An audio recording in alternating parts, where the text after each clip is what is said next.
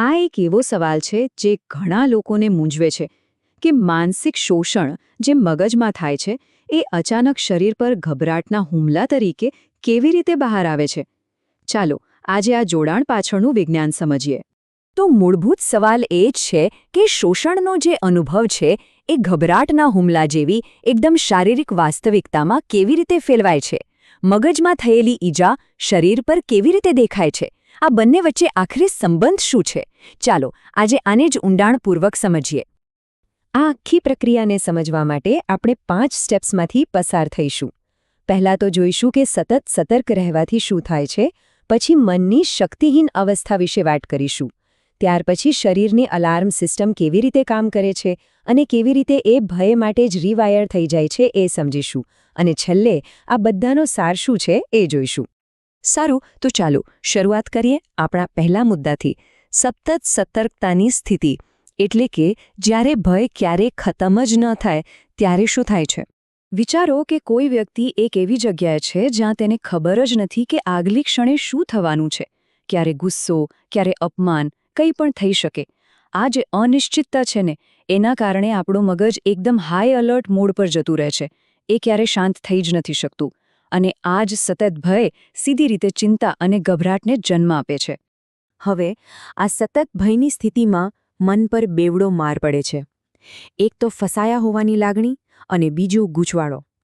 આ બંને ભેગા મળીને જે આઘાત છે ને એને અનેક ગણો વધારી દે છે. તો ચાલો મનની આ શક્તિહીન અવસ્થાને જરા નજીકથી જોઈએ. જુઓ, અહીં 2 વસ્તુઓ એક સાથે થાય છે. એક બાજુ વ્યક્તિને એવું લાગે છે કે તે ફસાઈ ગયું છે, કે અહીંથી બહાર નીકળવાનો કોઈ રસ્તો જ નથી. આ એકદમ લાચારીની ભાવના છે જે મન પર હાવી થઈ જાય છે. અને બીજી બાજુ જે શોષણ કરી રહ્યું છે એ વાસ્તવિકતાને જ એવી રીતે તોડી મરોડીને રજૂ કરે છે કે પીડિતને પોતાની જાત પર જ શંકા થવા લાગે છે.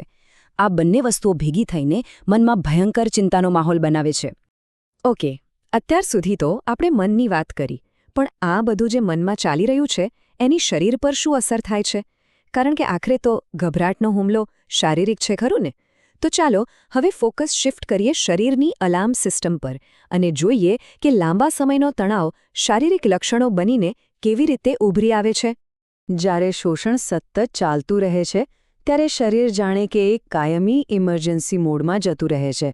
આનો મતલબ એ છે કે કોર્ટિસોલ અને એડ્રેનલિન જેવા સ્ટ્રેસ હોર્મોન્સ, જે ખરેખર તો ટૂંકા ગાળાની કટોકટી માટે બનેલા છે, તે નોનસ્ટોપ શરીરમાં ફરતા રહે છે.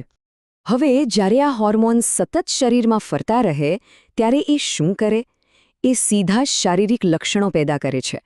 અચાનક ધબકારા એકદમ વધી જાય, શ્વાસ રૂંધાવા લાગે, હાથ પગ ધ્રુજવા માંડે અને ચક્કર આવવા લાગે. આ બધું જે હોર્મોન્સનું જ પરિણામ છે. અને હવે સૌથી મહત્વની વાત, આ જે લક્ષણોની આપણે વાત કરી, આ બધા લક્ષણો કોના છે? આ તો ગભરાટના હુમલાના લક્ષણો છે. એટલે કે જે લાંબા ગાળાનો તણાવ છે એ જ શારીરિક રીતે ગભરાટના હુમલા તરીકે બહાર આવે છે. પણ વાત અહીં પૂરી નથી થતી. આ ખાલી એક ક્ષણિક પ્રતિક્રિયા નથી.